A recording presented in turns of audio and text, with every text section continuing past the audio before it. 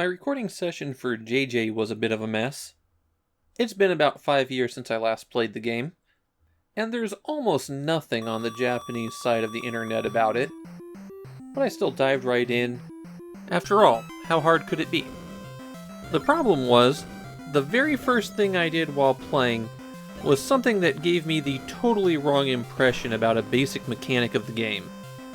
And then after that, I proceeded to make the whole thing much more difficult for myself. Half an hour later, I'm stuck on World 2 and going, I don't remember this game being this difficult. That sent me off to check a Japanese source that often has good information about game mechanics. I discovered my error, restarted, and that made everything much simpler.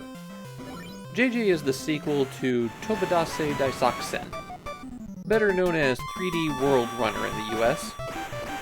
The title screen actually says Tobadase Daisakusen 2, though that's not on the box or the cartridge. That game was a disk system release, which is why we didn't see it, and JJ is almost identical to that game. In fact, there aren't any real mechanical differences between the two. All JJ has is a visual overhaul and 8 new worlds. The story of the game, which I had to glean from the back of the box, is that the princess of a world has been kidnapped, and it's up to the heroic JJ to go rescue her. The obvious game to compare JJ to is Space Harrier. And of the handful of Space Harrier style games on the Famicom, I think JJ is the best of them. The movement is snappy and the action is pretty good. JJ doesn't really descend into a flickering mess, and I don't have any problems telling where things are positioned relative to me. Each world consists of 4 stages, and the goal is to run along and get to the end of each stage. JJ is mostly confined to the ground, but if you hit A, he has an absolutely enormous jump that you'll use to get over some holes. At the end of the 4th stage of the world, JJ takes to the sky and has a duel with a boss. The bosses are all pretty simple. They're all segmented dragons, and you have to shoot out each segment in turn. They can only hurt you by colliding with you, so as long as you back away when they get close, they're not too difficult. The worlds you're running through aren't that wide. They're roughly 2 screens across, but they loop, so going to the right for a few seconds will put you back in the same line you started with. You have a limited amount of time on every stage.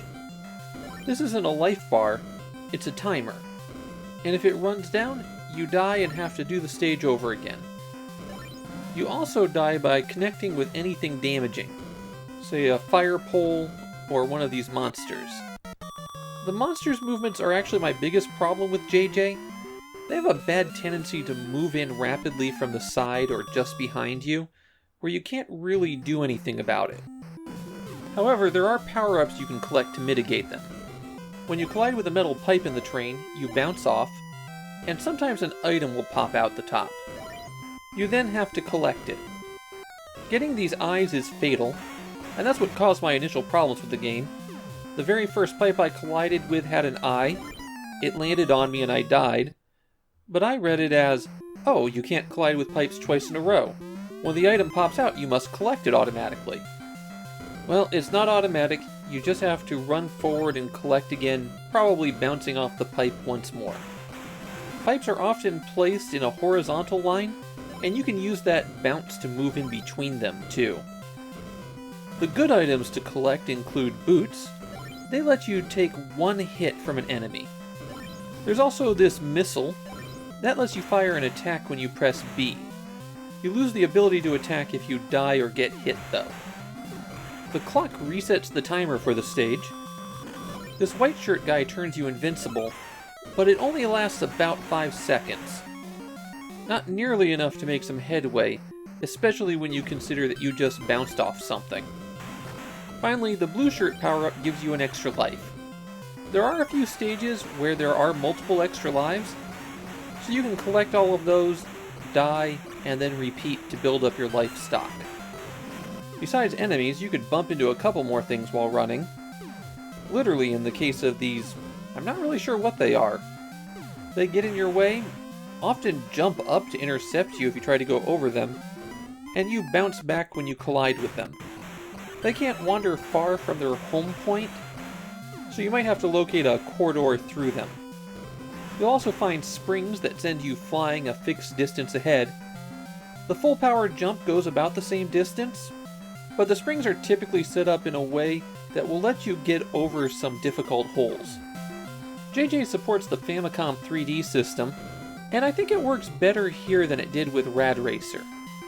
The depth of field works better here, especially for telling how far out objects are.